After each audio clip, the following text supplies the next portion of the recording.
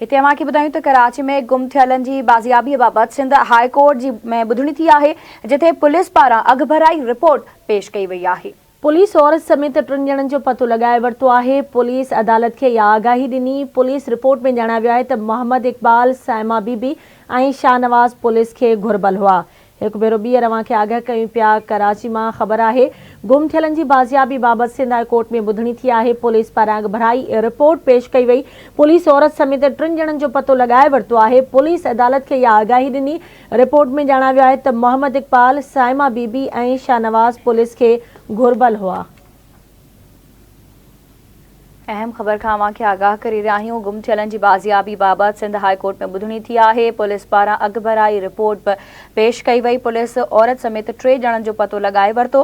Police आगाही ॾिनी आहे त मोहम्मद इकबाल, साइमा बीबी ऐं शाहनवाज़ पुलिस खे घुरबल हुया।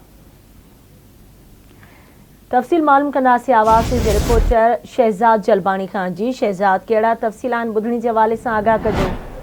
जी बिल्कुल, कराची सिंध हाई कोर्ट में गुम थियल माण्हुनि जी बाज़ियाबी बाबति दरख़्वास्त जी ॿुधणी थी। पुलिस औरत समेत 3 गुम थियल बाबति तफ़सील ॿुधाए छॾिया। मोहम्मद इकबाल, साइमा बीबी ऐं शाहनवाज़ पुलिस खे घुरबल हुआ। पुलिस जो रिपोर्ट में ॼाणायो, मोहम्मद इकबाल खे पुलिस ज़मान टाउन थाने में केस दाख़िल करे गिरफ़्तार कयो हुयो। साइमा बीबी ऐं शाहनवाज़ पाण गुम थियल आहिनि। उन्हनि खिलाफ़ महमूदाबाद थाने ते केस दाख़िल कयो वियो आहे। इहो पुलिस जी रिपोर्ट में चवणु हुयो। अदालत गुम थियल माण्हुनि जी बाज़ियाबी बाबति केस ख़त्म करे छॾियो। जी ठीकु आहे शहज़ाद, तव्हांजी वॾी महिरबानी अपडेट करण लाइ।